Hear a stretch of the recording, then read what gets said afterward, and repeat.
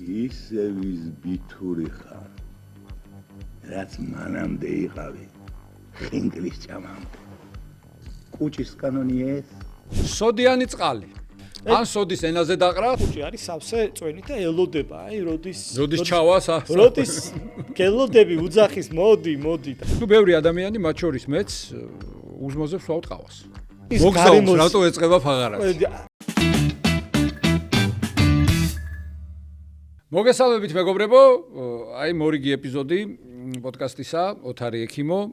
ბევრი არ გვიფიქრია, პრინციპში, ვინ მოგვეწვია დღევანდელ გადაცემაში და გადავწყვიტეთ, რომ კუჭზე და ზოგადად გასტროენტეროლოგიურ პრობლემებზე ვისაუბროთ და არა მხოლოდ პრობლემებზე, ჯანმრთელ კუჭზეც ვისაუბროთ და შესაბამისად ჩვენი სტუმარია გასტროენტეროლოგი თბილისის სახელმწიფო სამედიცინო უნივერსიტეტის ასისტენტ პროფესორი გიგა სორდია. მოგესალმები გიგა. მოგესალმებით. დიდი მადლობა რომ ხარ ჩვენი სტუმარი. ჩვენ არ ვიცი შენ რამდენად უყურებ და ნანახი გაქვს ჩვენი ასე ვთქვათ გამოშვებები, მაგრამ მე მაინც გეტყვი რომ ჩვენ ვცდილობთ რომ პოპულარულ და უფრო აი ხალხის გასაგებ ენაზე ასე ვთქვათ მოვყვეთ სხვადასხვა პრობლემების და დაავადებების შესახებ და პრინციპში ჩემი შეკითხვებიც ასე ვთქვათ არ გაგიკვირდეს. მე ყველა სტუმარს ვაფრთხილებ ამას რომ დაუშვათ აი ექიმი რატომ ისვავს ასეთ შეკითხვას. მე აქ წარმოვადგენ ხალხს, იმ ხალხს რომელიც არ არის ექიმი და ანუ ამ გადაცემის წაყვანის დროს მე ვარ ეს ხალხი და რაც მათ აინტერესებს იმას შეგეკითხები, ასე რომ მზად იყავი ამისთვის და მისაღები ფორმატია პირიქით. ხო, განსაკუთრებით გასაგებ ენაზე. მოდი თავიდან აუხსნათ, აი მაყურებელს სანამ აუხსნით მე უბრალოდ ვიტყვი ერთ რამეს, ეს აუცილებლად უნდა ვთქვა, არ იარსებებდა ეს პოდკასტი, რო არა თვალის კლინიკა აილაინი, სადაც უპრობლემოთ და ყოველგვარი დისკომფორტის და ტკივილის გარეშე შეგიძლიათ მოიხსნათ სათვალე და არა მხოლოდ სხვა პრობლემებიც მოიგვაროთ. ძალიან დიდი მადლობა კლინიკა აილაინს. დაუბრუნდები ჩემს სტუმარს და გიგა გითხარი კუჭი რა არის ზოგადად, ანუ აი რას წარმოადგენს?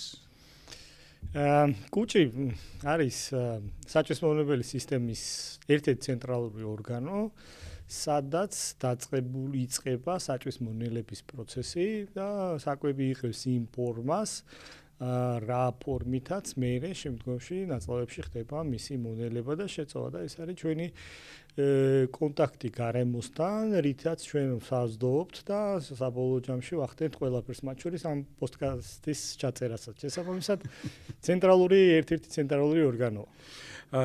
კუჭი არის კუნთი, ხო? დიახ.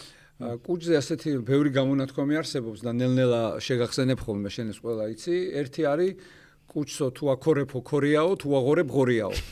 ანუ მართალია ეს ჩვენ შეგვიძლია რომ ჩვენი დაუშვათ ჭამის სტილით ასე უხეშად რო ვთქვათ, შევამციროთ კუჭის მოცულობა ან გავზარდოთ. რასაკვირველია.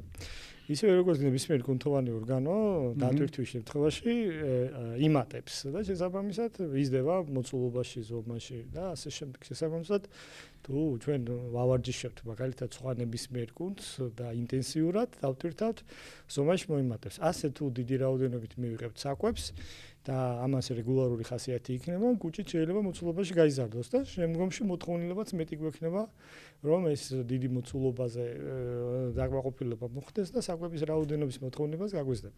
ანუ კუჭის ვარჯიში არის კარგი კვება. ხო?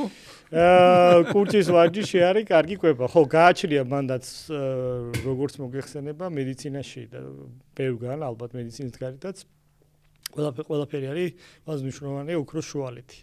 შესაბამისად ოქროს შუალეთს თუ დავიცავთ იმ ოპტიმალურ ვარიანტს, რისი მოხმარება და გამოყენება ჩვენ შეგვიძლია ნორმალური ცხოველკვედებისთვის, ამისთვის თუ მივიღებთ შესაბამის რაოდენობით საკვებს, არანაირ პრობლემას არ შექმნის. თუ მივიღებთ ან ნაკლებს ან მეტს, ამას თავისებური პრობლემები ახლავს. აუცილებლად უნდა გკითხო გასტროსკოპიაზე, ეგრეთ წოდებული, როგორც ხალხშია ცნობილი, ზონდის გადაყლაპვა, ხო? ჩვენთან გასტროფიბროსკოპია, ხო? სამედიცინო ენაზე.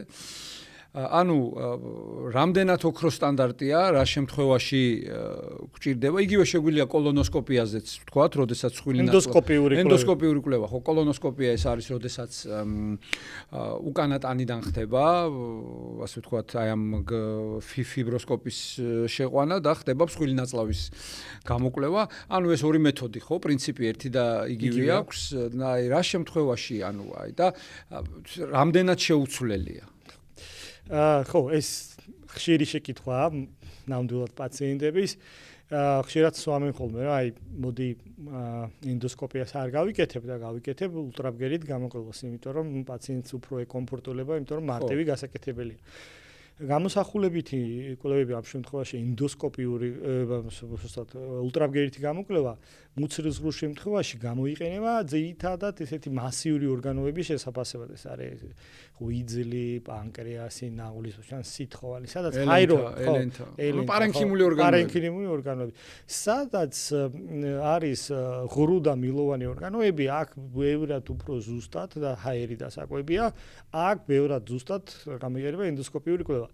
ვერაფერმა ისე ვერ შეცვალა, და ენდოსკოპიური კვლევები არა მხოლოდ სადიაგნოსტიკო საშუალებას როგორც საშუალება გამოიყენება, ჩვენ შეგვიძლია ამ პროცედურის დროს ერთის მხრივ დავათვალიეროთ ლორწოვანი თუ რაიმე არ მოგვეწონება ლორწოვანის ანთება, ან სხვა რაღაცა ონკოლოგიური დაავადება, ან სხვა ტიპის დარღვევა ლორწოვანის ნახეთ. შეგვიძლია ჩვენ აქედან მასალა ვიღოთ და მე მიკროსკოპზე შევისწავლოთ მორფოლოგიურად და მას აქვს ასევე სამკურნალო ეფექტის, მაგალითად თუ არის სიზდენები, ზუსტად ენდოსკოპიური პროცედურების შედეგად, გარკვეული ნივთიერების გამოყენებით შეგვიძლია ჩვენ ეს სიზდენა შევაჩეროთ. ან მაგალითად თუ არის პოლიპი, ეს პოლიპი ენდოსკოპიურად მოვკვეთოთ ამის საშუალება.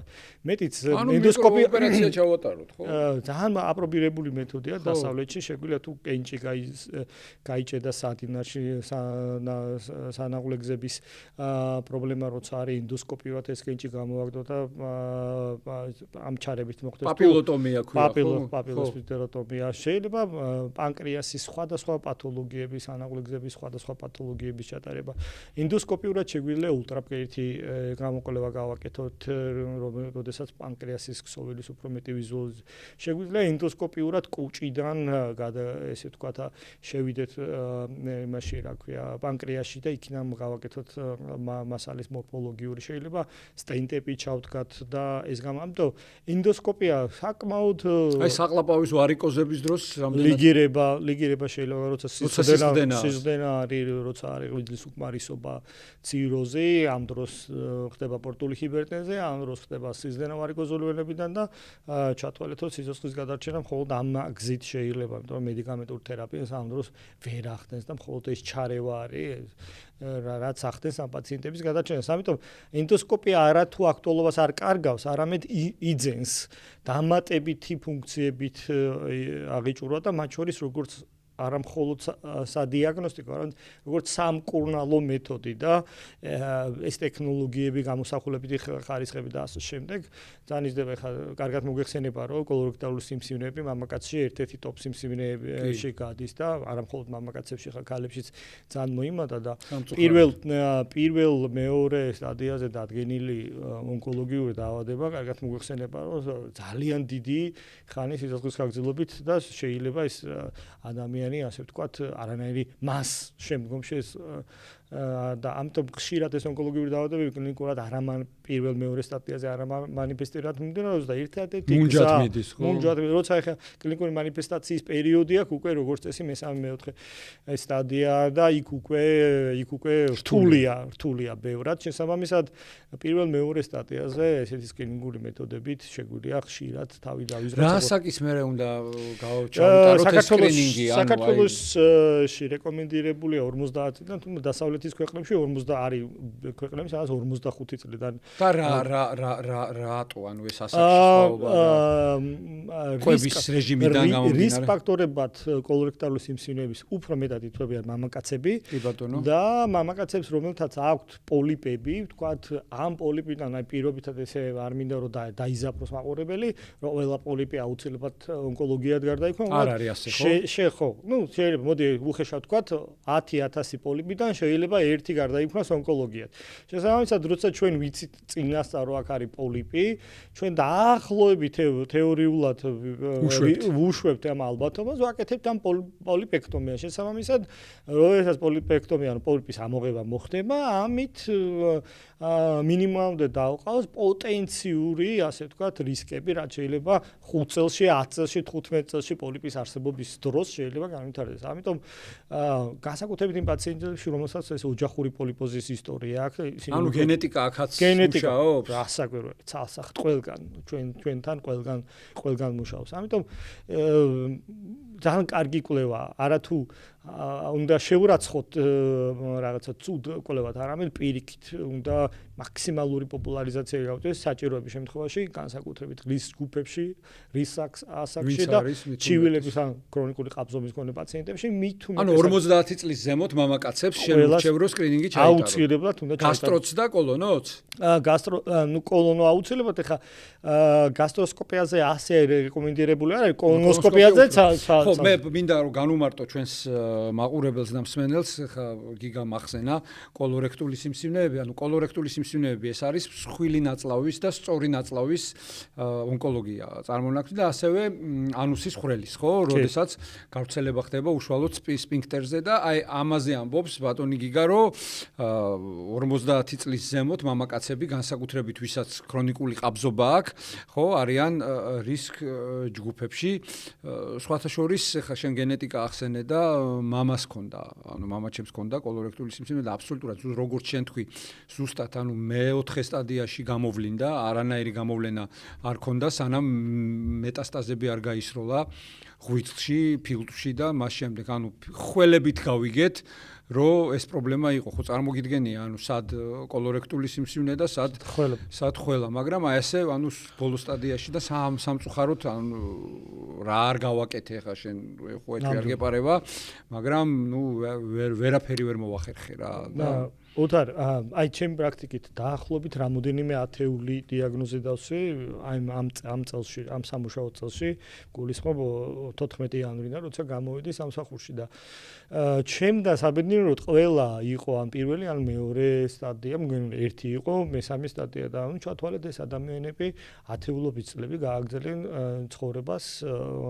რა თქმა უნდა, ამის ფონზე, ხო, ამიტომ როცა არის კლინიკა, როცა არის რეკომენდაცია, ისევე როგორც ეხა კარგად მოგეხსენება სარძევე ჯიკვის და საშვილოსნოს სკრინინგულმა პროგრამამ როგორ შეამცირა იმ პაციენტებში, ვინც აგრიცხვაზე არიან და დადიან, როგორ შეამცირა ამის რისკები საქართველოში. შესაბამისად, ზუსტად ამ ფორმატში ზის მამაკაცებში პროსტატა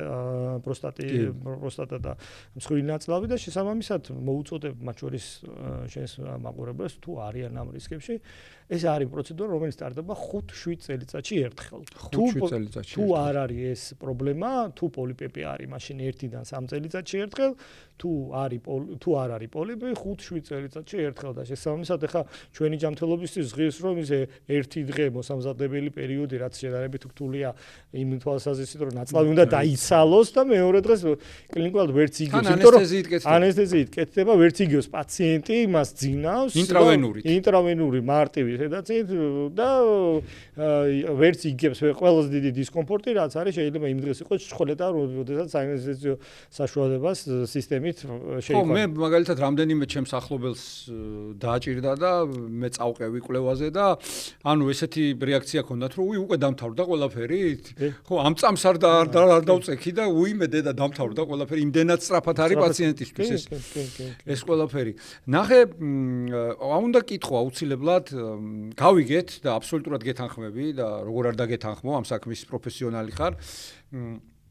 რომ ეს ოქროს სტანდარტია, გასტროფიბროსკოპია, კოლონოსკოპია, კი ბატონო. აი ნახე, აი ბარიუმის ფაფა. ხო, აი მე დამეთანხმება ეხა მაყურებელი, ვინც იცის, ვინც არ იცის, აუხსნი, რომ ბარიუმი არის ესეთი ნივთიერება, რომელიც არ ატარებს რენტგენის სხივებს, იმიტომ რომ იოდს შეიცავს, ხო? და არა, იოდს არ შეიცავს, იოდს საკონტრასტო ნივთიერებები შეიცავს. ბარიუმი თავისთავად არ ატარებს რენტგენის სხივს. ის იოდი სხვა არის, როდესაც კატე კომპიუტერულ ტომოგრაფიას ვაკეთებთ ბოდიში. უცებ ამერია. მოკლედ, ბარიუმი არის ნივთიერება, რომელიც არ ატარებს რენტგენის სხივს და ხდება ბარიუმი ბარიუმის ფაფებია სპეციალური და ხდება ამ ბარიუმის ფაფის დალევა და ლაივ რეჟიმში, ეგრეთ წოდებული რენტგენოსკოპიის რეჟიმში ხდება დათვალიერება. აი, რამდენად ინფორმატიულია ეს კვლევები და რა დაავადებაზე შეიძლება მოგვცეს, ასე ვთქვათ, ინფორმაცია. მე მგონი ეს ფორმატი იძლევა საშუალებას და რომ ეს საკითხი და კარგად აღვხსნათ, იმიტომ რომ ჩვენთვის ექიმებისთვის ბევრი რაღაცა ნათელია, მაგრამ პაციენტისთვის ბუნებრივია და არც უნდა იყოს, მაშინ ექიმი უნდა იყოს, ხო? ხშირად მიერეკავს ხოლმე პაციენტი, რომ აი რა კვლევა გავიკეთო და რა კვლევით მოვიდე. ჯერ ერთი ჩვენ კარგად ვიცით ექიმებმა, რომ კვლევა გვჭირდება იმისთვის, რომ კონკრეტული დაავადების დიაგნოზი დავსვათ, ან გამოვრიცხოთ.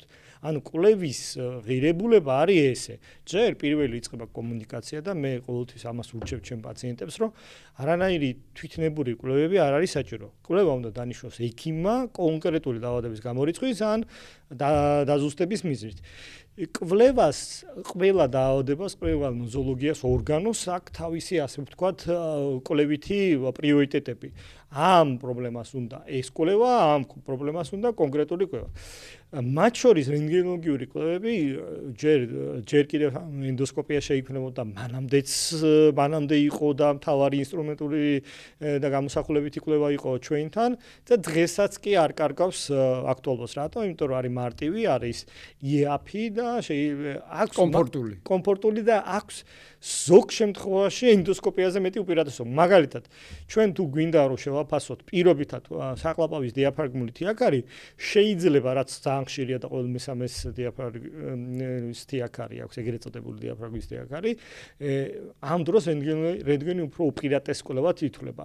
რენტგენი უპირატეს კვლევად იქნება მაგალითად თუ არის დოლიქო კოლონი, ანუ მსხვილი ნაწლავი თუ არის გრძელი, როდესაც ეს შუა ნაწილი, ანუ განივიკონიჯი არის ჩასული ქვემოთ, მცირემენში, ან სიგმური ნაწლავი, ანუ მსხვილი ნაწლავის ერთ-ერთი ფორმა არის დახვეული, ხო?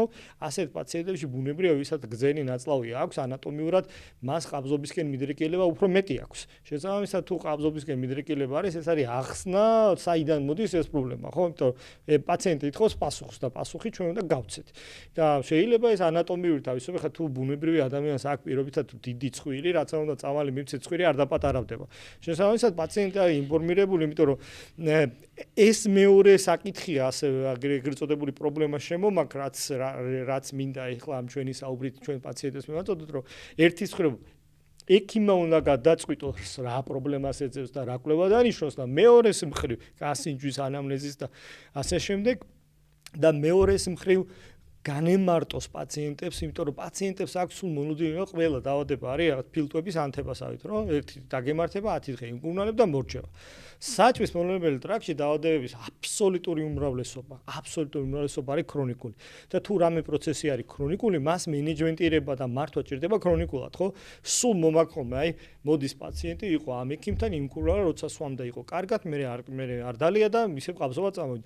თუ ყაბზობა არის 3 თვეზე მეტი ხნის განმავლობაში და ეს ნიშნავს, რომ ქრონიკულია, ყაბზობა არსებობს სულ, როგორც დიაბეტი აქვს ადამიანს და დიაბეტის მკურნალობა 1 კვირა არ ძლდება, არც 1 თვე და დიაბეტის მკურნალობა ჭირდება მთელი ცხოვრების განმავლობაში, ასე არის ქრონიკული ყაბზობა და ნებისმიერი ქრონიკული გასტროენტეროლოგიური დაავადება, ხო?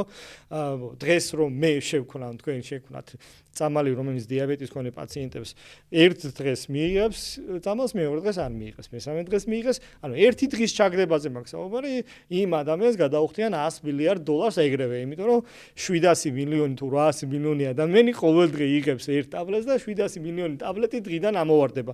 ეს არის უზარმაზარი თანხები და ეს ვერავინ ვერ გადაწყვიტა. მე არ ვლაპარაკობ საერთოდ გაქრობაზე, ერთი დღის ჩაგდებაზე მაქვს საუბარი. შესაბამისად, პაციენტებს მინდა ამით ვუთხრა, რომ ერთი არის რა არის პაციენტის მოლოდინი და მეორე არის რა არის ამ დაავადების რაობა და მათ შორის ჩემ კოლეგებს და ჩემ თავს პირველ რიგში მოუწოდებ, რომ ამაზე დიდი დრო უნდა დავხარჯოთ, ჩემ თავსაც სულ ამას მუშაობ, რომ პაციენტს მაქსიმალურად გქონდეს ინფორმაცია, იმიტომ რომ ერთი პაციენტის მოლოდინი სხვა არის, ექიმის მოლოდინი სხვა არის და ესენი როცა ცდება ერთმანეთს, არც პაციენტი არ არის კმაყოფილი და მე ექიმიც აი ამ თავდაჯერებულობას კარგავს და შესაბამისად იმედგაცრუება პაციენტში მატებს. ამიტომ აი ეს საუბარი არის ერთ-ერთი მნიშვნელოვანი ნაწილი ჩვენი პაციენტთან კომუნიკაციის. კარგი, სიმპტომები გითხარი, რას მივაქციოთ ყურადღება? როდის უნდა მოვიდე შენთან? მოდი სიმპტომები დავყოთ, არის ესეთი ზოგადი სიმპტომები, არის გავრცელებული სიმპტომები, არის ეგრეთ წოდებული წითელი ალმის სიმპტომები რა. მოდი დავიწყოთ რა არ უნდა გამოგჩეს რა. არ უნდა გამოგჩეს მელენა, ანუ შავი ფერის განავალი, ეს არის კუჭიდან და თოჯანაწლავიდან სიზდენა, სისხლიანი ღებილება, მასიური სიზდენა ნაწლავიდან, ანუ ეს ერთჯერადად რო ჰემოროიდოს მასიური, როდესაც წითელი სისხლი მასიურად მოდის, და გრძელდება და არ ჩერდება, არ გულისხმობთ ეფიკაციის დროს, მაგრამ ასევე არ უნდა იყოს სიყვითლე არ უნდა გამოგჩეს, არ უნდა გამოგჩეს ასევე უმადობა და წონაში კლება ბოლო 6 თვეში 10 კილო და მეტი, ეს არ უნდა გამოგჩეს აუცილებლად და ძლიერი აუხსნელი ტკივილი, რომელიც არ იხსნება და რომელიც გრძელდება ასევე გულისრევა ღებინებით, აქ უნდა გამოირიცხოს აუცილებლად ქირურგიული პათოლოგია. შესაბამისად, აი ეს არის წითელი ალმის სიმპტომები, რომელიც თუ პაციენტს აქვს დაუყოვნებელი უნდა მიმართოთ. ეხლა რა არის შედარებით გავრცელებული და ყველაზე ხშირი სიმპტომები? ნუ ზევიდან რომ დავიწყოთ, საღლაპავის შემთხვევაში არის გულძმარვა, კუჭის შემთხვევაში არის ტკივილი, წვა, სისავსე, შებერილობა, კაბზობა, ანუ ეგრეთ წოდებული შეკრულობა, პირიქით, დიარეა ფაღარათი, შებერილობა და ტკივილი მარჯვენა ფერდქვისა მიდამოში. ეს არის ისეთი სიმპტომები, რომელიც გასტროენტეროლოგიურ პრობლემატიკას მიუთითებენ დეპიკაციის დარღვევის ჩათვლით რასაკვირველია. და ამ დროს აუცილებელია პაციენტის ვიზიტი ექიმთან. ეს პრობლემები არ არის ურგენტული, ხო? ხა დასავლეთში შენ კარგად იცი, რომ აი გასტროენტეროლოგთან რომ მოგიწიოს ვიზიტი, შეიძლება დაარეკო და 6 თვეში ან 8 თვეში მოგიწიოს ვიზიტი, ხო? კი. არა მარტო გასტროენტეროლოგი. ხო, არა მარტო ნებისმიერი ამბულატორიული, ჩვენთან ეს კულტურა არ არის, ჩვენთან უფრო სწრაფად ხდება ეს ყველაფერი, რაცაც თავისთავად კარგიც არის ერთის მხრივ, მაგრამ ამას უნდა მე კარგად ორგანიზება, იმიტომ რომ მე ქაოსური სახე არ უნდა მიიღოს, არის რაღაცა ლიმიტები, რაც მე მიმაჩნია, რომ ექიმმა ამაზე მეტი პაციენტი არ უნდა მიიღოს, რატომ? იმიტომ რომ მისი მარგი ქმედების კოეფიციენტი ძალიან მცირდება. ამიტომ მაგალითად ჩემ დარგში თითო პაციენტს მინიმუმ 30 წუთი ჭირდება მისათვის რომ ჩვენ არ გამოგჩეს მინიმუმ პირველ ვიზიტზე საუბრობ და მე რეკვლევები დაიგეგმოს და მე რეკვლევების შემდეგ ამ ყველაფრის ახსნა შეიძლება ბევრად ნაკლები დრო დაჭირდეს 15-20 წუთი, მაგრამ ჩემ დარგში ეს არის, რატო? იმიტომ რომ საჭმის მომნელებელი სისტემა ანატომიურად ისეთია, მრავალფეროვანია. ამდენი ორგანო, ეხლა ჩვენ რო გვაქვს მარტო მსხვილი ნაწლავია 6, წვრილი ნაწლავი, ამას დაუმატე ზედა კუჭნაწლავი, ამას დაუმატე სანაყვლე გზები, პანკრეასი, ძალიან ბევრი ორგანოა და თან ერთი ორგანოს ერთ ბოლოში სხვა რაღაცა ხდება, მეორე ბოლოში სხვა რაღაცა ხდება. მე აი ამ მრავალფეროვნებას გასტროენტეროლოგიური სიმპტომების ქმნის მათ შორის ზეგავლენა სხვადასხვა აქტორების მხრიდან. ამ შემთხვევაში მაგალითად შეიძლება ადამიანს ჰქონდეს ფარისებიჯიკულის ტოქსიკური ჭიყვი, ანუ მომატებული როცა არის და შენთან მოვიდეს პაღარათის გამო და ეს პაღარათი არ არის ნაწლავის პრობლემის გამო, არამედ ამის გამო იყოს. ისევე როგორც ჰიპოთირეოზის შემთხვევაში პირიქით როცა დაბალია, შეკრულობით მოვიდეს და ამის მიზეზი ეს იყოს და აზრი არა აი ამ შემთხვევაში როგორ ხვდებით ამას გასტროენტეროლოგები? შეფასება უნდა მოხდეს ამ დროს რა, მათ შორის უნდა გაკეთდეს ის TSH და ის თირეოტროპული ჰორმონის განსაზღვრა, ხშირად წაგვადგება იმაში რა, ხო არ არის ეს სხვა უფრო ზემდგომი ორგანოთა სისტემიდან.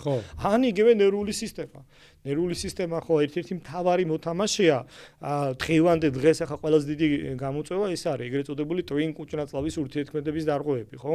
ეს არის ბუმია ახლა მისი და ნეიროგასტროენტეროლოგია არის ცალკე მიმართული. კუჭის ნევროზი გამიგია. ეგრეთ წოდებული ყველა ორგანოს ნევროზი არის საჭმის მომნელებელი სისტემაში, სადაც კუნთი არის, კუნთოვანი ქსოვილი, სადაც არის ნებისმიერი ორგანოს ნევროზი შეიძლება ბჭყალებში განვითარდეს. შესაბამისად, თუ მიზეზი არის ნერვული სისტემა და ვთქვათ, პაციენტი ამბობს, რომ ვინერვიული და კუჭი ამაშალა, ეს არ არის ნაწლავის პათოლოგიის მანიშნებელი. ეს იმის ბრალია, რომ ცენტრალური ნერვული სისტემა გააგზავნა იმპულსები და პერისტალტიკის გაძლიერება გამოიწვია და ეს პროცესი შეიძლება იყოს ერთჯერადი სტრესის დროს, ან ქრონიკული სტრესის დროს მრავალჯერადი და იყოს გაღიზიანებული ნაწლავის სინდრომი, დიარეის ფორმით, რომელიც კლასიკური ნეიროგასტროენტეროლოგიური პათოლოგია. მოგზაურის დიარეაც ამში გადის, აი ამ კლასტერში გადის. ადამიანი როგორც კი გამოგზაუროთ მიემართება, ეწყება ფაღაიშლება კუჭი, მოდი ასე ვთქვა. ეს მეორე ფენომენია, მოგზაურთა დიარეა არის ხანმოკლე პროცესი, 3-5 დღიანი პროცესია. აი აეროპორტში რო იწყება. აეროპორტში იწყება. ესე იგი, თქვენ წარმოიდგინეთ, ფლორა ჩვენი იცვლება, სადაც ცხოვრობთ ადგილმდებარეობის მიხედვით. აი მაგალითად თუ დღეს არის გიგას ჯგუფის ბაქტერიები უფრო მარჯვეთ და ხვალოთ არის ჯგუფი. ხო, აი რო ჩახვალ თურქეთში სტამბულში შეიძლება ოთარის ჯგუფის ბაქტერიები იყოს უფრო პრიორიტეტები და აი ამ გადასვლის აეროპორტი რასში რომელი ბაქტერიებია? ხო, აეროპორტის გარემოს რატო ეწყება ფაღარაც? აქ რამოდენიმე ამბავია. ერთი რომ მართლა ფლორა იცვლება, ეს დადგენილია და მეორე მხრივ იცვლება ემოციური განწყობაც იცვლება რა. ანუ რაღაცა პროცესი შინაგანი განწყობა შეიძლება იცვალოს და ამან ყველაფერმა გავლენა მოახდინოს. ამიტომ ხდება ეგ, მაგრამ ეგ საშიში არ არის, ეგ 3-5 რამდენად ხშირია ეს მოგზაურთა დიარეა? ამბობენ რომ დაახლოებით 10-12%-ში ხდება. არ არის პატარა პროცენტი. არ არის პატარა პროცენტი, მაგრამ უკუ შექცევადია და შეიძლება თვითნებურადაც განვითარდეს, ან რამდენიმე პრობიოტიკი. მე მაგალითად მყავს რამდენიმე ახლობელი, რომელსაც ჭირდება თუ არ ჭირდება, აეროპორტში სანამ წავა, წამლებს სვავენ. იმისთვის თუ დიარეა არ დაემართოს. ხო, არის მე პირიქითაც ვიცი რომ აი როცა ჩადიან გარემოს იცვლიან, ყაბზობა ემართებათ. პირიქით. პირიქით ყაბზობა, ექსპორმაცია. ანუ ფლორის ცვლილება ხდება. ფლორის ცვლილება ხდება, ფსიქოსომატიკაც, ბევრი რაღაცა იცვლება რა ორგანიზმში. და ეს აქედან არის მაინც თუ არა? ეს ერთ-ერთი დამხმარე ფაქტორია. ხო. თავის ტვინი მაინც დამხმარეა მაგ შემთხვევაში. ხო, ანუ მაგის გარეშე მაინც არაფერი არ ხდება. კი ბატონო, ტვინია. ხო, მე და თქვენ რომ ლაპარაკო და ხელს ამოძრავებს, ხელი არ იღებს ამის გადაწყვეტილებას. ტვინი იღებს. ტვინი იღებს გადაწყვეტილებას და მათ შორის ემორჩილება საჭმის მონრებელი სისტემა. პატარა უმცროსი ის არის, რა ქვია. კი, სახურია. ეხლა უფრო სახალხო შეკითხვებზე გადავალ. კი ბატონო. სოდიანი წყალი. აჰა. ან სოდის ენაზე დაყრა, სოდის მიღების წესებიო, მე ბებიკო და ილარიონში როა. ხო, ანუ ეს ფენომენი რამდენად რეალურად შველის და რამდენად მავნებელი შეიძლება იყოს პაციენტებისთვის. ხო, ნუ სოდა არის მარტივად რომ გავიხსენოთ სკოლის ქიმია ტუტე, კუჩი დაავადებები უმეტესწილად მიმდინარეობს მაღალი სიმჟავით, თუმცა არის დაბალი სიმჟავით მიმდინარე დაავადებები, რომელიც უფრო რეალურად საყურადღებო დაავადებებია. თუ გვაქვს მაღალი სიმჟავე, ამ მაღალ სიმჟავეს აქ გარკვეული ჩივილები, წვა, ტკივილი, გუძმა, ასე შემდეგ, ამ დროს ადამიანი იღებს სოდას, სოდა შედის ფშავასთან რეაქციაში, წამოიქმნება წყალბადი, განეიტრალდება ეს და პაციენტს მჟავას ზემოქმედებით გამოწვეული ჩივილი ეხსნება. ეს არის მოკლე, ასე ვთქვათ, გასაგები ენით ეს რა ახსნა, რატომ გზავს თავს. შეიძლება თუ არა ხანგრძლივად, არ შეიძლება. ნამდვილად არ შეიძლება, იმიტომ რომ სოდა საკუთრივ ტუტე დამწრობა ბევრად უფრო აგრესიულია, ვიდრე მჟავე დამწრობა. აი საყლაპავის დამწრობებზე როცა ვლაპარაკობთ ხოლმე, ტუტე დამწრობა რო იწვევს დაზიანებას საყლაპავის ნეკროს, მსგავს ვერ იწვევს ვერანაირად მჟავე დამწრობა. ამიტომ ახლა შეიძლება რა თქვა ერთჯერადად, ორჯერადად, სამჯერადად შეიძლება რაღაც როცა არ არის ამის საშუალება და ხელმისაწვდომი აფთიაქი არ არის, სადღაც ვართ და შეგვაწუხა შეიძლება თქვა რაღაცა გავიგებ. კი არ ვნიშნავ ახლა ისე არ მიიღოს პაციენტმა რომ მაგრამ ერთჯერადად გაიგებ. ერთჯერადად გავიგებ, ანუ ორჯერადად გავიგებ, მაგრამ ხშირად ვერ გავიგებ, იმიტომ რომ ტუტემ შეიძლება ლორწოვანის დაზიანება გამოიწვიოს და უფრო მეტი პრობლემა შეიქმნას, გათხელება გამოიწვიოს, დადგუნოს ეს ისინი, იმიტომ რომ ის სიმჟავეც ხო ესე თავისთვის ტყილა უბრალოდ ხო არ არის, ის რაღაცამ გამოიწვია, ამიტომ შედეგს კი არ ებრძოლა იმ სიმჟავე, მიზეს ებრძოლა, რამ გამოიწვია ეს სიმჟავე. იმ სიმჟავე გამოიწვია, რომ იღებ იმ საკვებს და იმ საკვებს ბევრს რო იღებ და ცხარეს რო იღებ, იმას ბევრი სიმჟავე ჭირდება და შესაბამისად გამოყო. რა ქნას ახლა, რაც ასწავლეს, იმას იქცევა ეს ჩვენი კუჭი, ხო?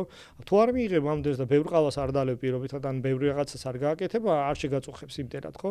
რომ მიიღებ ცხარეს და ფენოვანს, რომელიც ბევრი მარგარენი არის და ის გამოყავს ბევრი ნაღვლის წვენს და ბევრი კუჭის წვენს, უნებრივია უფრო მეტად შეგაწუხებს. ამიტომ შედეგს არ ებრძოლო. გამომწვევი მიზეზებს ვებრძოლე და შედეგებიც აღარ დადგება.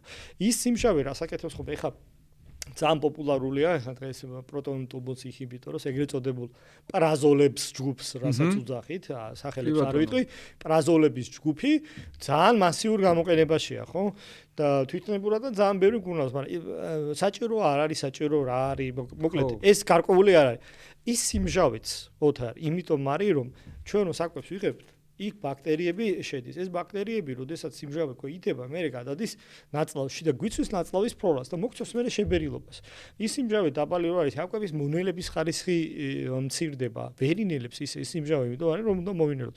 და შესაბამისად მონელების პროცესის იყვება, შეწოვაც იყვება, ბევრი რაღაცა იყვება და მე საბოლოო ჯამში ერთ საქმეს კი ვაგვარებ და ამ სიმჟავეს ხსნით, მაგრამ მეორე საქმეს მე ვაფუჭებთ.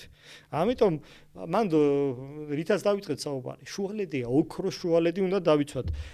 თუ ვიღებთ ქრონიკულად, მას ახსნა უნდა კონდეს, რომ სარგებელი უნდა აღემატებოდეს ნეგატიურ ამბავს და წამალს და შხამს შორის ერთადერთი რამეა განსხვავება, დოზა. და თუ ვიღებთ ბევრს და არა გონივრულად შეიძლება ადამიანი ექიმი რისკზეც წავიდეს გარკვეულწილად და ისეთი წამალი დავნიშნოთ, აი მაგალითად მე მაქვს ნაწლავის ანთებითი დაავადება, წყლოვანი კოლიტი, კრონის დაავადება, აგრესიული დაავადებები, რომელიც არის აი ძალიან ისე რომელიც მიმდინარეობს. იღებ იქ პრედნიზონოს ნიშნავ, პრედნიზონური ჰორმონია და ის ვიცი რომ ის ჰორმონი სხვა რაღაცების იქ შაქარს აწევს, იმას აწევს და ასე შემდეგ, მაგრამ აქედან ამის მეშინია, იმიტომ რომ პერფორაცია შეიძლება მოხდეს ნაწლავის და ქირურგიული საოპერაციო გახდეს, პერიტონიტით გართულდეს, სხვა გართულებები, ამიტომ იმ რისკებს ვაფასებ სარგებლობა და მოსალოდნელი ის. შესაბამისად, ზუსტად ასე უნდა მივიდნენ, თუნდაც მარტივ საშუალებებსაც. ყავა ახსენე შენ. ბევრი ადამიანი, მათ შორის მე, ვაღიარებ. ძალიან ხშირ გამომდინარე ჩემი გრაფიკიდან, ახლა დილის 5 საათზე 6-ზე ვიღვიძებ, 6-ის ნახევარზე დილის ეთერი როცა მაქვს. ახლა მაგ დროს საუზმე ძალიან რთული და ჩემთვის წარმოუდგენელია გიგა, არ ვიცი შეიძლება ცუდად ვიქცევი, მაგრამ ნუ ბევრი ადამიანი, მათ შორის მეც უზმოზებს ვავთ ყავას. შაქრიანს უშაქროს არ აქვს მნიშვნელობა. რამდენად ვავნებთ ჩვენ კუჭს ამით? მოდით ესეც კიდევ ერთი რამ, რაზეც ალბათ ეს ფორმატი უნდა იყოს და ჩვენ პაციენტებს გვიყურებენ, პოტენციური პაციენტები, ჩვენს პოტენციური პაციენტები ვართ. რა თქმა უნდა. მოდით მე განსაკუთრებით 50+ ვარ. 50+ ხარ. კი ბატონო. მოკლედ, მოდი ცოტა ამ საკითხთან ვუპასუხებ, ესე შემოუვაროთ და ერთ მნიშვნელოვან ამბავზე მინდა გავაკეთო აქცენტი.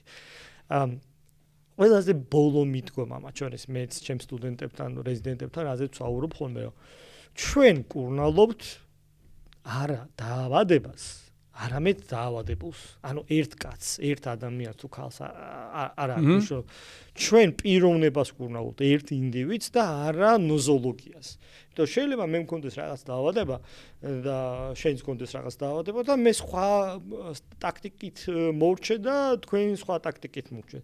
შეიძლება მე ერთ და იგივე ჩივილი მქონდეს, მაგრამ სხვადასხვა მექანიზმით იყოს ეს ჩივილი და შესაბამისად არსებობს ხოლმე არსებობს ესეთი იგივე მსხიათ მეკითხებიან, რომ აი რა ვჭამო, რა არის სასარგებლო, თქვათ, რა არ უნდა ვჭამო, თქვათ. ეს ყველაფერი არის დამოკიდებული ნოზოლოგიაზე, ადამიანზე, თავისი პერსონალური ნიუანსებით, ხო, ის რაც კარგია ჩემთვის, შეიძლება მაინც მიმღებლობა შენ არ გქონდეს. ამიტომ კვების რეკომენდაცია, კვების ტაქტიკა, თქვათ, რა უნდა შევზღუდოთ და როგორ უნდა შევზღუდოთ, ეს არის ინდივიდუალური, ანუ პერსონალური, ერთ ადამიანზე ორიენტირებული. ამიტომ არ არსებობს რაღაცა ისეთი, შეიძლება იყოს რაღაც ზოგადი რეკომენდაცია, რომ ესე ჰაერში რაღაცა ვთქვათ, რომ ეს კარგია თუ ამას მიიღებ, ეს კარგი წყალს თუ დალევ, კარგია. მაგრამ მაინც ინდივიდუალურია ამას. მაინც ინდივიდუალურია, ხო, აი წყალს რო დალევ, როგორც წესი ყველგან კარგია წყლის მიღება, არსად არ უგზავნა თუ რაღაც უზმოზე კაია თბილი წყალი, მართლა თუ მითია ეს. ნუ რატო თბილი, რატო ცივი, მაგას არა, ოთახის ტემპერატურა. ხო, არც ზედმეტად ცხელი ვარ გარცეთ მეტად ცივი, მაგრამ ოთახის ტემპერატურის წყალი კარგია, ნამდვილად კარგია. აქვე კითხავ, მითია ის რომ დაუშვათ უზმოზე ძალიან ცივმა წყალმა შეიძლება კუჭის იშემია გამოიწვიოს? სპაზმს გამოიწვევს თავისთავად. და ძალიან ეხა ძლიერი, ნუ ძალიან ცივი თუ არის ბუნებრივია კუნთი. ანუ არსებობს რეალობაში კუჭის იშემია. სპაზმს გამოიწვევს. კუჭის იშემია არსებობს, მაგრამ ეგ სხვა დაავადებების დროს არის და საკმაოდ აგრესიული იშემიები არის. მანდ ძირითადად რეანიმაციულ პაციენტებს, ან სეფსისით მიმდინარე პაციენტებს ემართება ეგ ძალიან ძინე შემთხვევა და რთულად ასახზე. რაც შეეხება ყავასთან დაკავშირებით. ყავას წინააღმდეგი არა ვარ პროდუქტის ოღონდ ერთი დათქმით და ერთი პირობით. თუ ჩვენ არ გვაქვს ჰიპერსეკრეციით მიმდინარე დაავადებები, ყავას სეკრეციას ასტიმულებს. მაგალითად გასტრიტი, მაგალითად რეფლუქს ეზოფაგიტი, ანუ გულწვარით რამე და კუჭის წვათ ბუნებრივია ის გამოიწვევს სეკრეციის ზრდას, რაც მე კლინიკურად სიმპტომებზე ჩვენი დაისახა. მითია თუ რეალობა რომ მეგრელებში უფროა გასტრიტი გავრცელებული? მეგრელებში უფრო მეტად უნდა იყოს გასტრიტი, იმიტომ რომ ცხარეს ხარისხი ან სიცხარე საკვების მოპოვების მიღების ხარისხი ბევრად მაღალი იქნება სამეგრელოში წესით. მე შეგახსენებთ რომ სორდია ბატონი გიგა, შენ რამდენად გიყვარს ცხარეს საჭველი? იცი როგორ არის აი ხა სამეგრელოში რომ მიდიხარ ხა ხო არ მიდიხარ ხა რომ ვცდილობ რომ მოვერიდო, მაგრამ ნუ ზომიერების ფაგლებში ცხარესაც აქვს თავისი პლუსი, ისე მეორე ცხარეც ზოგჯერ კარგია, მაგრამ თუ პრობლემა გაქვს, ხო წამლის და შხამის ვარიანტი აქვს. თუ პრობლემა გაქვს, უნდა მოვერიდო, ხა მოტეხილი ფეხი რო გაქვს, მაინდა-მაინც მეორე სართულიდან გადმოხტომები არ უნდა გააკეთო, იმიტომ რომ იცი რომ იქ პრობლემა გაქვს და შეიძლება ის მოტეხილობა იქვე მეორეჯერაც დაგემართოს რა. ხო და ამიტომ არის რაღაცები რა დროსაც სხვანაირი მიდგომა. კარგი, იდეალური კვების. მაგრამ ყავა ძალიან კარგია ღვიძლისთვის. ღვიძლისთვის? ღვიძლისთვის არის ნაღვემდენი არის, ჰეპატოციტა ღვიძლის ნაღულის დაცლას და ეს ნამდვილად არ გამიგია, ხო? მედიცინაში დაუბერდი რომ ყავა ღვიძლისთვის კარგია. ღვიძლისთვის ბოლო კვებები ძალიან კარგია. ოღონდ ყავის ხარისხს გააჩნია. ხო? ასაკურველი მარცვალი როცა უზმოზე ტკბილი უფრო ცუდია თუ ანუ უშაქროჯობია დავლიოთ თუ ტკბილი? საერთოდ ყავით არ უნდა დაიწყო ეს ამბავი 3-4 ლუკმა მინიმუმ საკვები უნდა იყოს. ეხლა რატო არის ხოლმე და შრის ფაფა მაგალითად ან პური და ყველი. აი ნახეთ ამასაც რო აქვს საიდან მოდის ეს ექიმებს საიდან მოგვაქვს ერთ და იგივეს რო ლაპარაკოთ, ხო? რატო არის ძვირფასო მაყურებელო ეს მნიშვნელოვანი. დილით მეუხედავად იმისა რომ ხამე ჩვენ მძინავს კუჭის წვენი ცოტა მაინც გამოიყოფა. დილით რო ვივიძებთ კუჭი არის სავსე წვენი და ელოდება, აი როდის ჩავას როდის გელოდები უძახის მოდი და ნუ კუჭის წვენი როგორც ვიცით მაღალი სიმჟავით არის და ის ბევრხანს რო ყოფდება ეს მაღალი სიმჟავე იწვევს ამ გაღიზიანებას, ხო? მორწოვალის. როცა აღიზიანებს მე ვითარდება გასტრიტი, ანუ ანთება, ხო? და ეხლა რასაკეთებს საჭმელი და რატო ავიჩემეთ ეს ექიმება, რომ დილით უნდა ჭამო. იმიტომ რომ ამ დროს საკვებს რომ გადავაკუჩი, ეს საკვები როგორც ღრუბელი, ასე შეიწოვს ამ სიმჟავეს და დაიწყებს მონელებას. მე ცოტა ხანში საკვებს გააჩნია 40 წუთიდან 2 საათი 3 საათამდე გადავა 12 გოჯანაწლავში და ეს თავის სიმჟავიანა წაიყოლებს იქით. იქ უკვე ამას ამის თავი არ აქვს, უკვე ქიმიური რეაქცია შესულია, სიმჟავე აღარ არის. ამიტომ ის აგრესიული ფაქტორი, რომელიც ბუნებრივად უნდა გამოიყოს და ხო, მოსაშორებელია. ამიტომ მე ვუყურებ ჭამეთ ხშირად, არანაკლებს 3-4 ჯერ. იმიტომ რომ ამით ჩვენ ბუნებრივად არეგულირებთ პროცესს და ბუნებრივად იმ რაც სიმჟავის დამაქვეითებელი იწევს, თად იგივე ეფექტი არ აქვს, მაგრამ რაღაცა ნაწილობრივ ამას ანაცვლებს ხოლმე რა. ეხლა როდესაც კუჭის წვენი ასეა და ელოდება რომ მოდი ეხლა ჩამოვიდეს და ამ დროს ჩვენ დავლებთ ამ ყავას და ამ ყავამ გაგიჟდა კუჭი აბა სადახარ გამოვიდა უცებ და გამოყო ეს ბევრი წვენი და საჭმენი არის ყავა ისევ და ყავამ კიდე უფრო მეტი წვენი და ელოდებიან და არავინ არ არის და მოდი ჯანდაბას ამას დავეტაკოთ რა ჩვენს კუჭს დავეტაკოთ არ მოდის მაგრამ რაღაცა უნდა გავაფუჭოთ რა რაღაცა უნდა მოვინელოთ ხო რაღაცა უნდა მოვინელოთ მოდი ჩვენსაც შევუტიოთ რა და უდევს მე თავისას ხო გასაგებია. სანამ გავაგზავნებთ საუბარს, მე შევახსენებ ჩვენს მაყურებელს, რომ ჩვენ პოდკასტს წარმოგიდგენთ კლინიკა Eyeline, სადაც უპრობლემოდ შეგიძლიათ მოიხსნათ სათვალე და ასევე ყოველგვარი დისკომფორტის გარეშე ჩაიტაროთ სხვადასხვა პროცედურები. დიდი მადლობა კლინიკა Eyeline. გვიან ჭამის მავნებლობა. ეგზე უნდა ვჭამოთ ბოლოს ეს მითია თუ რეალობა? საერთოდ აქვე კიდევ რო განვაცობ არის ცირკადული რიტმები რა, ანუ რაღაცები ხდება დღე და რაღაცები ხდება ხან. მაგალითად, ჩვენ რო სულფასოვანი ძილი გქონდეს და დღეს არის თუ რამეს პანდემია არის ოთარ დღეს ქვეყანაში არის ძილის დარღვევების პანდემია. მსგავსი ტიპის გამოწვევა და პრობლემა ჩვენ მე მგონი ჯანმრთელობაში, როგორც ძილის დარღვევებია და მენტალური ჯანმრთელობის დარღვევებია, მე მგონი არ აქვს. ეხლა რას გულისხმობ? ხშირად ჩემი პაციენტი ამბობს, რომ ჩემი ანამნეზის შეკრების ერთ-ერთი მთავარი მოტივია და ნეიროგასტროენტეროლოგია, რომ ტვინ კუჭნაწლავის დარღვევები, იმიტომ რომ პროცენტულად ეს ყველაზე ხშირი შემთხვევა და მეორე შეკითხვა სვამ ხოლმე როგორ რომელზე იძინებ. და მე რამდენ ხანს იძინებ. რატომღაც ჩვენ პაციენტებს მიაჩნია რომ თქვა 3-ზე რო დაიძინებენ და 7 საათი იძინებენ მე ეს არის კარგი. იმიტომ 7 საათი მძინავს ექიმო. ეს არგუმენტი აქვს. არ არის ესე. ადამიანის ორგანიზმი მოწყობილია რომ დღე გამოიყოფა სეროტონინი უნდა გვეღვიძოს. ღამე გამოიყოფა მელატონინი და უნდა გვეძინოს. როდესაც ეს ამის ახრევა ხდება, არც ძილის ხარისხი არის კარგი და არც ღვიძლის ხარისხი არის კარგი. როდესაც ძილის ხარისხი არ არის კარგი, ეს ნიშნავს რომ ნერვული სისტემა არ მუშაობს გამართულად და როდესაც ნერვული სისტემა არ მუშაობს გამართულად, არც საჭმელმუნებელი სისტემა იმუშავებს გამართულად. ამიტომ ესეთი ჯაჭვია მანდ. ვითომ ერთი შეხედვით მარტივია, რაღაც რომელ საათზე ვიძინებ, საკმაოდ მნიშვნელოვან გავლენას ახდენს მათ შორის საჭმელმუნებელი სისტემაზე. ამიტომ ეს როგორი პროცესია, ესე უფრო მარტივად რომ ახსნა და ცოტა ეს პოპულარული სიტყვით, მაგარი პორშე გვყავს რა. სადა კედელი დავაჭირეთ, მაგრამ ამ გასწ ნუ ვერ მიდის მანქანა კედელი აქვს რა ვერ წავა რატომ ეხა ის დილით 7 საათზე ჩვენ რო შუა ძილში ვართ და 11 საათამდე რო ვძილავთ ის ჰორმონი გეონება გიგა ოთარი ადექით ეხლა ბიჭებო ხელპირი დაიბანეთ ცოტა ვარჯიში 3 ის გააკეთეთ საჭმელი მოამზადეთ საწოლი გაასწორეთ 1-5 ბუქნი გააკეთეთ ნუ შე ამ დროს ძაღლი ჩაიყვანეთ არ გამომიტოვო ხო ძაღლი ჩაიყვანე ძაღლი ჩაიყვანე ხო სუფთა აერი რაღაცა ისკენ საჭმელი მოიმზადე მეუღლეს მიართვის გაუხარდება საჭმელი ყავა გაუკეთე ბუტერბროდი მოუმზადე დაგლოცავს კეთილი განწყობა გიქნება შენს კმაყოფილი იქნება მე ამ დროს შენ გძინავს აი ეს მატორი გეუნება გას აძლევს რა და გეუნება ადექი ბიჭო ადექი გაიგვიძე შენ ამ დროს ძინავს ბუნებრივია შენ ეს დარღვევა არის რა ხო და ამიტომ უნდა დავიძინოთ თავის დროს რა ისე არის კვებაზე რა ის ღამე რო არის ის მოტორული აქტივობა ის ტალღების არ არის და კუჩი თუ მანამდე ყოფდება თქვა 2-დან 40 წუთიდან 4 საათამდე საკვები, ნუ 4 ძალიან ბევრია 2 საათი, 3 საათი.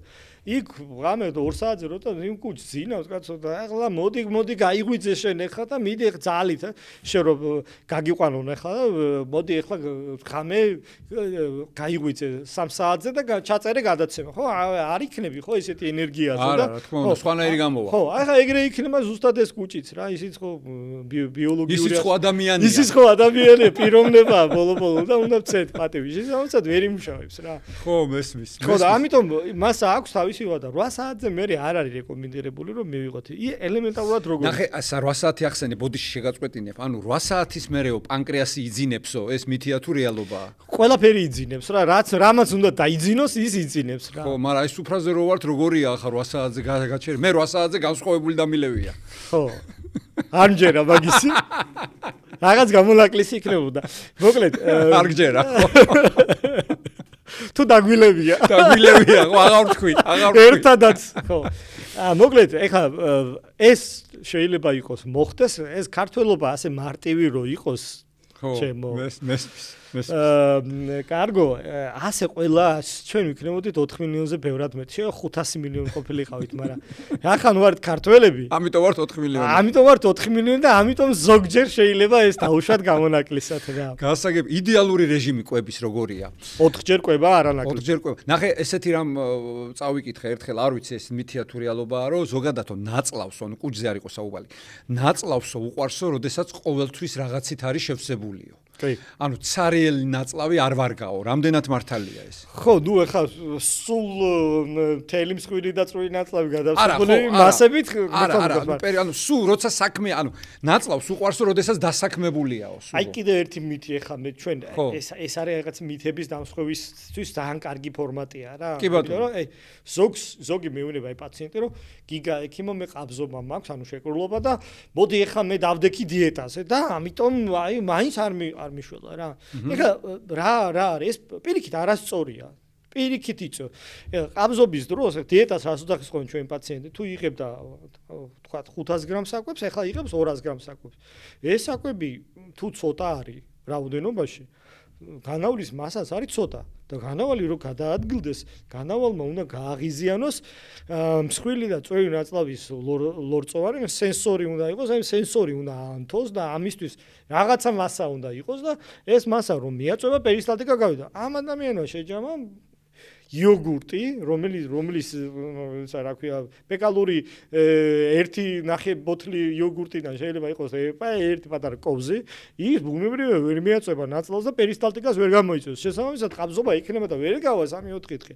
ბუნებრივია. ამიტომ პირიქით ანუ ეს არ არის ყაბზობა? როცა ასე ჭამდა. არა, ყაბზობა არის, მაგრამ მართვა არასწორია. მართვა არ არის სწორი. ჩვენ პირიქით უნდა შევჭამოთ ისეთი საკვები, რომელიც მონელებაც არ ხდება და ენერგეტიკულად მნიშვნელოვანი არ არის. მაგალითად, ბოჭკო. აი ამ უჯრედის რო შევჭამთ. მაგალითად, აი ბოჭკო და უჯრედისი პროდუქტი დამისახელი. ხორბლის ქერქი, ქლიავი, შურია, ნებისმიერი ისინი რა ქვია, მარცვლოვანი პროდუქტები, ხილი და ბოსტნეული, ხო? ჩვენ რო შევჭამთ ბევრ ვაშლს, ვაშლის რაღაცა ნაწილი, დიდი ნაწილი ვერ მოინელება, არის ბოჭკოვანი, ეს ბოჭკო არის დიდი, გაჯუჯდება, მოკლედ შეიწობს სხიმებს და ნახშირწყლებს ჭარბი რაოდენობით და მიაწვება თან იმას და პერისტალტიკას და პუჭის მოქმედებას კარგია, წონაშიც არ მოემატ. აქედან მოდის ეს ყველაფერი. მაგრამ ეხლა ჩვენ რო შევჭამთ, თქვათ, ისეთ პროდუქტს, რომელიც აი, რატო არისო, ნახშირწყლები ცუდია, მაგრამ კარგია, ვერ გავიგე რომელია, ხო? ნახშირწყლები ცუდი, თქვათ, ბევრ ორცხობილას რო ჭამ. რატო? იმიტომ რომ იმის 100%-ით შეწოვა ხდება. 1 კილო რო შეჭამო ეგ ორცხობილა, ამდენი იქნება ფეკალური მასა, ხო? იმიტომ რომ სრულად რაფინირებული ნახშირწყალია ბოლომდე გადადის. აბა ნახშირწყალი ვაშშიც არის, ხო? მაგრამ ის ზომიერად არის და დანარჩენი ნაწილი არის, რომელიც პერისტალტიკას გიძლიერებს და შესაბამისად აჩქარდება, შეწობას ტრანზიტიც გაიზრდება და ბევრად უფრო კარგია. აქედან მოდის, ანუ ყველაზე მთავარია, რომ რაღაცა ესე სტერეოტიპულად რომ მოდი მე თუ მინდა ყაბზობას ვეძონო, საჭმელს არ შევჭამ და ყაბზობა მომიგვარდება, ეგეთი რამ არ არსებობს. ხო, ეგ მართლა პირველად გავიგე.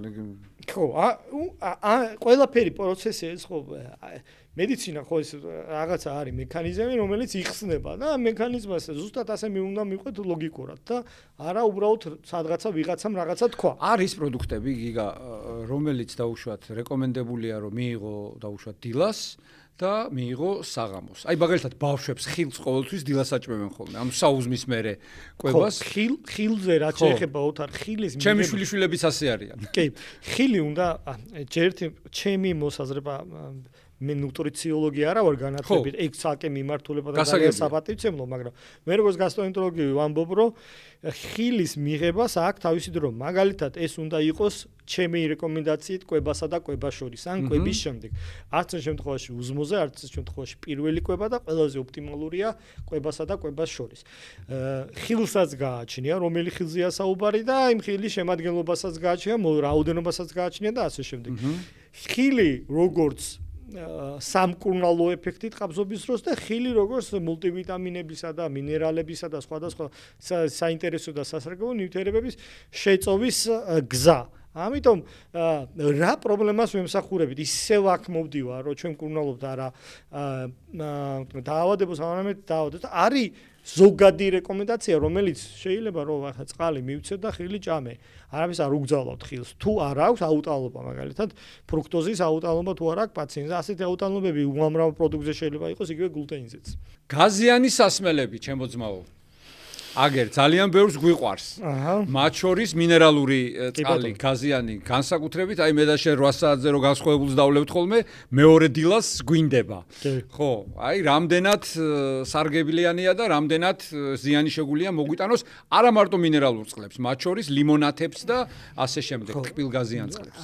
ის რო ეხა ლიმონათის გამოუცხადო სრული მხარდაჭერა და ჩვენება ესა რა ქვია გამოყენებისთვის ბუნებრივია ეს ჩემი მხრიდან არ იქნება ახლა ეს ახალიც და პირველიც არ იქნება რომელიც იტყვის რომ მოერიდეთ და ასე შემდეგ იმიტომ რომ შაქრის შემცველობა და ის შაქარია რომელიც პირდაპირ გადადის რა ყოველგვარი იმის გარეშე ეს არ არის ვაშში რო შაქარია ქლიავში რო შაქარია პირდაპირ რომელიც გადადის და ის ესე იგი არომატიზატორები და ასე შემდეგ ისინიც სპეციფიკურად მოქმედებენ ქიმიური არის უცხოარი ნებისმიერი უცხოს ჩვენი მოხვედრა ჩვენი ორგანიზმი არის ყურადღებით ეს ვინ არის კითხულობს რა ეს რა უნდა ამას რაღაცები რომ მე პატარა ნივთიერებებია და მოდი რატო იზრდება ახლა დღეს მსოფლიოში ძალიან კარგად იცი რომ გეომეტრიული პროგრესიით იზრდება აუტოიმუნური დაავადებები იმიტომ რომ ჩვენ ვებრძით გარემოს ამიტომ ჩვენ ქმნით პროდუქტებს რომელიც უნდა იყოს იაფი და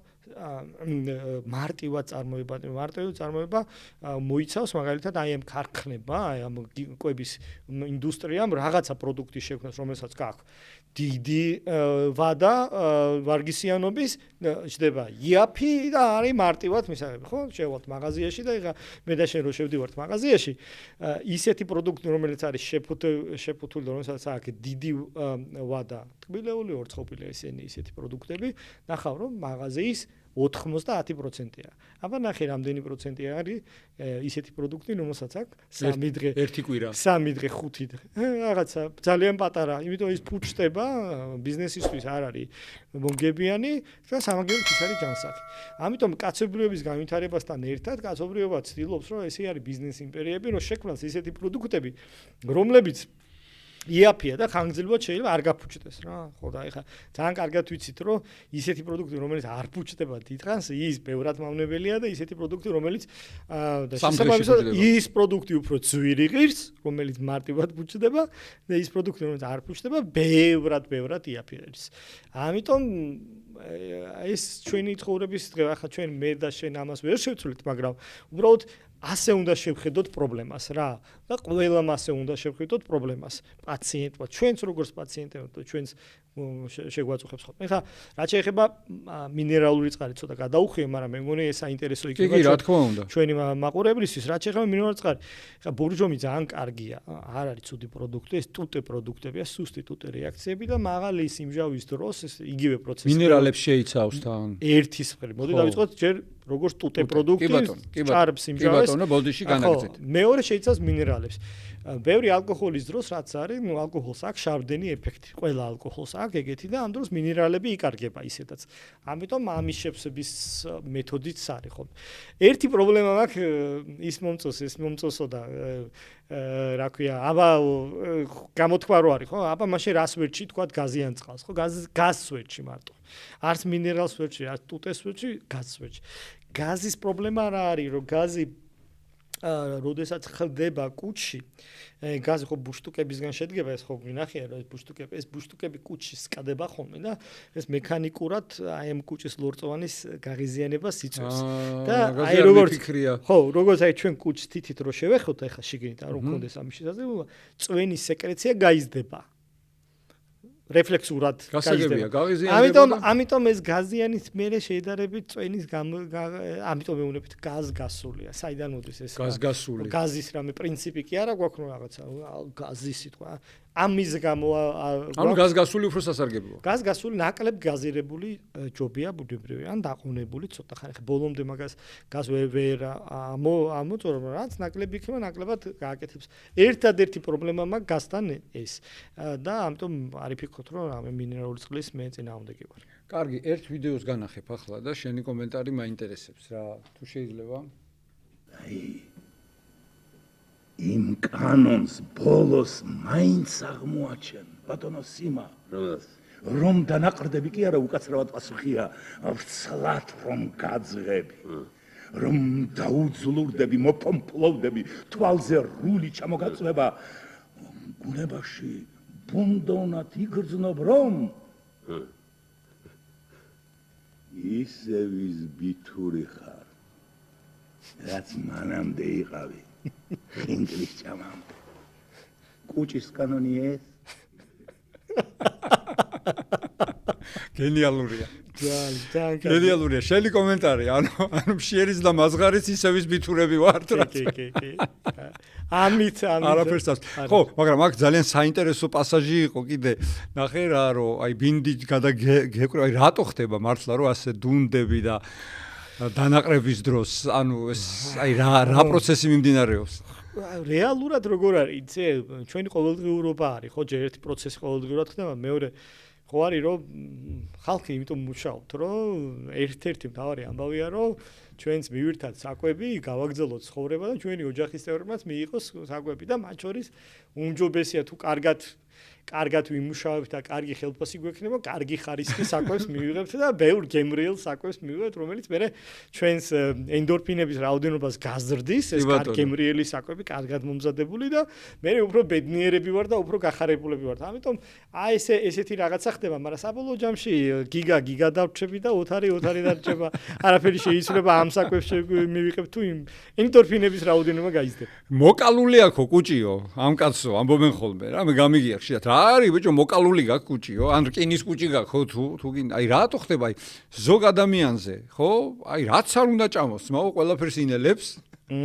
არანაირი გულზმარო არ ემართება და ზოგი არის რომ პატარა ერთი ნამცეცი თუ შეყვა შეიძლება რა ვიცი რა მთელი დღე გაატაროს ერთ ასე ვთქვათ აქ ორ რამეშია საჭირო ოთახში ხო აქ ორ რამეშია რა აქ არის რა დიაგნოზები აქვს ამ პაციენტებს ერთი მეორე როგორია მაგათი ჰიპერმგზნობელობა აი ამაზეც მინდა რომ გავშალო ეგ საკითხი იმიტომ რომ მინდა ჩვენს მაყურებელს უთხრა რომ გასტროენტეროლოგია არის ერთადერთი დარგი ჩემი აზრით მედიცინაში რომლის დროსაც ხდება შემდეგი რამ რომ პაციენტი რასაც მიყვება იმის მიხედვით რომ დავნიშნო მკურნალობა ანუ რაც შილოსაც მეტყვის ეგ წარმატებული არ იქნება გასლაბარაკო პაციენტს კოლევის მიხედვით რა მოვა ზუსტად იმის მიხედვით რომ დავნიშნო მკურნალობა არც ეს არ იქნება წარმატებული მესამე აი ის არის ზუსტად არც ერთი არც მესამე აი ის მესამე ეს არის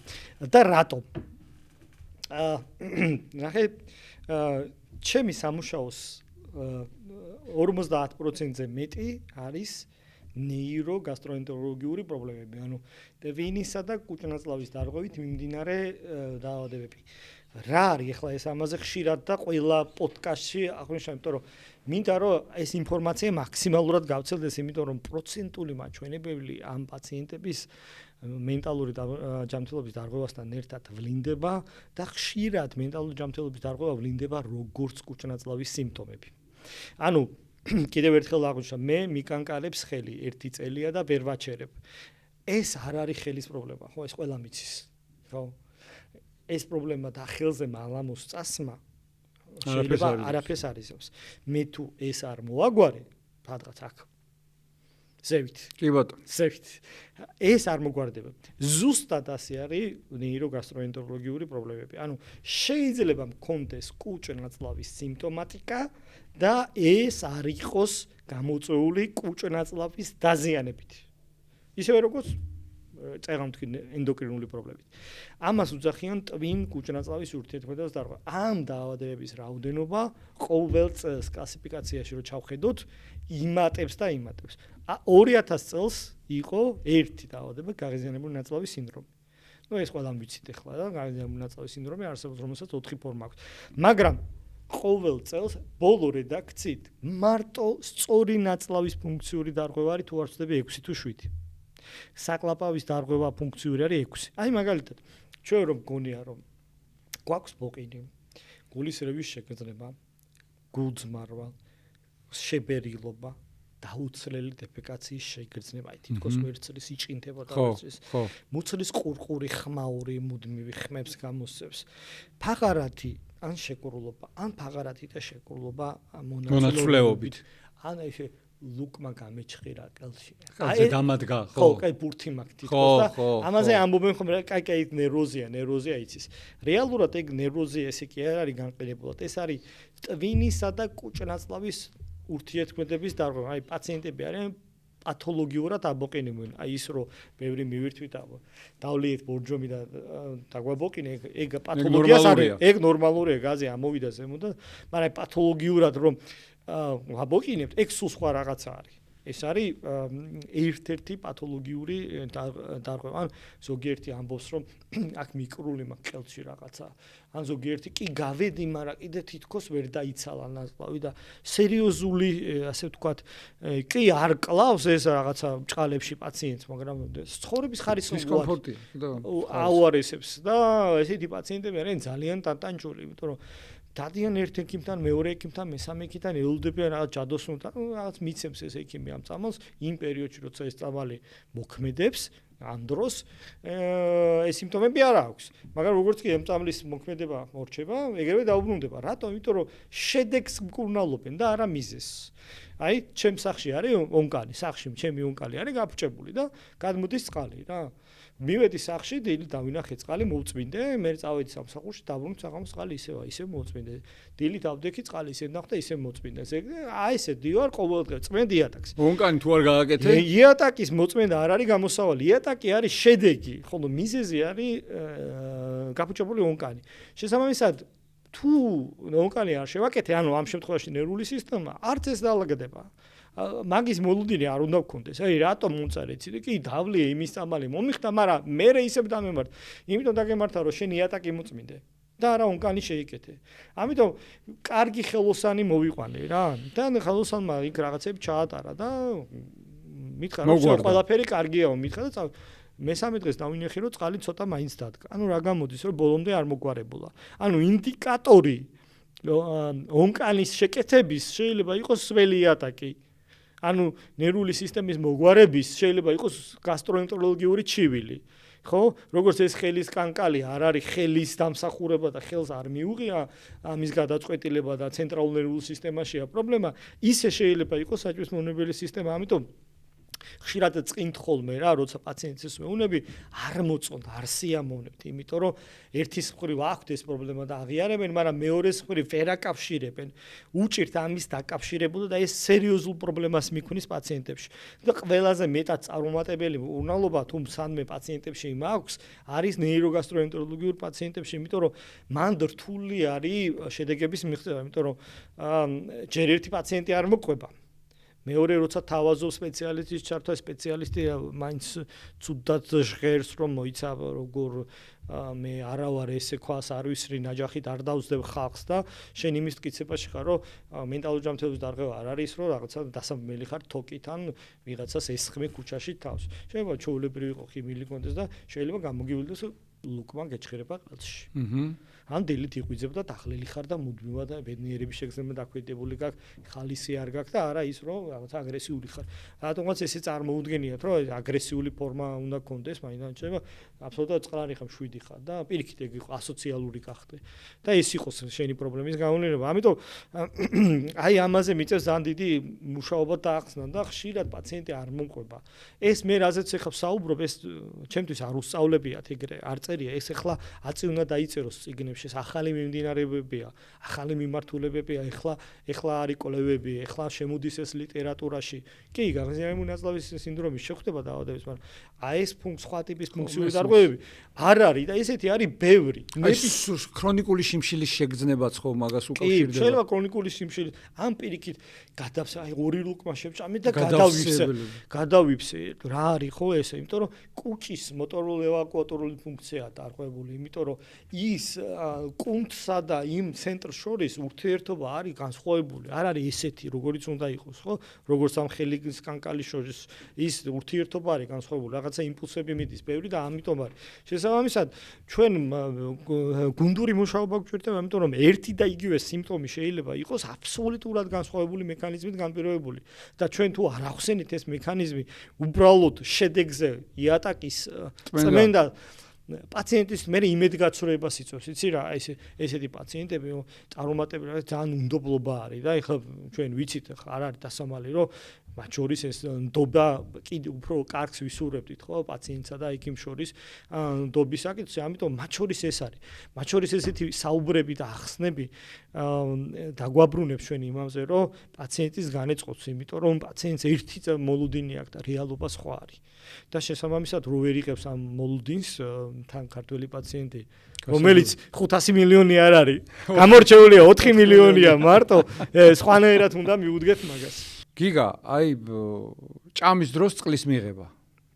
ანუ რამდენად ხშირად გამიგია, რომ აი ჭამის დროს შეიძლება დაუშვათ ნაჭამზე არ ვარგა, ან ჭამამდე უნდა დალიო, აი როგორ მივიღოთ წყალი ჭამის დროს? ხო, ეს ისეთი ძალიან ისეთი ხშირი შეკითხვა მათ შორის პაციენტებს. მოდი გავყოთ ორ ნაწილად რა. ადამიანებს ვისაც პრობლემა აქვთ კუჭნაწლავის და ადამიანებს ვისაც არ აქვთ კუჭნაწლავის პრობლემა.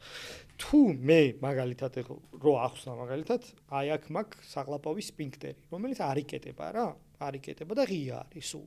და მაწუხებს ხოლმე ამიტომ გულძმარვები. მე რო საჭმელი შევჭამე, ხო, ამ კუჭის წვენთან დავაოლე წყალი და გადავაფსე ბოლომდე ეს ის. ამ დროს უფრო მეტი რისკია რომ ეს სიმჟავეზევით ამოვიდეს. თუ როდესაც ეს კუჭი ნახევრამდე არის ავსე. ბუნებრივია როცა ნახევრამდე იმ დროსაც შეიძლება ამოვიდეს, მაგრამ რისკებს ამცირებს. ამიტომ მე თუ ეს პრობლემა მაქვს და მე თუ ეს გულძმარვა მაწუხებს, კუჭის მაქსიმალურად გადავსებას, ანუ სრულად ავსებას უნდა მოვერიდო. ამიტომ ჩემი რეკომენდაცია ამ დროს, ვისაც აქვს ეს კარდიის უკმარისობა და გულძმარვით მიმდინარე დაავადებები, არ აქვს მნიშვნელობა ეს წყალი იქნება თუ საკვები, ნუ გადავავსებთ კუჭს ბოლომდე. ამიტომ ჭამოთ ხშირ-ხშირად და ცოტა ულუფე. თუ ჩვენ ეს პრობლემა არ აქვს, ამის გამო რაღაცა გამოუსწორებელ ზიანს რომ დავლიოთ, არ მივაყენებ ჩვენ კუჭს, მაგრამ თუ გვაქვს ეს პრობლემა, მე ვიყოთ ჭამამდე, მე ვიყოთ კვებიდან საათნახევრის შემდეგ დიდი რაოდენობით, ან ის ცოტა რაოდენობით, რომ ეს მონელების პროცესში ცოტა როცა ეს ქიმუსი არის და ეს სითხე უფრო მეტად, უფრო მარტივად მიმდინარეობს. წყალიც ანეიტრალებს ამ ჭარბს იმჟავებს, ესე არ მიიღოს ვიღაცამ, რომ წყალი წუდია და არა. პირიქით, წყალი ბევრი რაოდენობით არ არსებობს დაავადება და მდგომარეობა გარდა გულის უკმარისობისა, სითხეების გადატვირთვა. შეიძლება დანარჩენი მე არ ვიცი დაავადება რა დროსაც წყალია და წყლის მიღება არის აუცილებელი, იმიტომ რომ წყალი გჭირდება და წყალს ცოტათ ვიღებს. ძალიან ცოტას ვიღებთ საქართველოში წყალს, ვიღებთ ბევრ წვენს რაღაცას, რომელიც არ ცulis.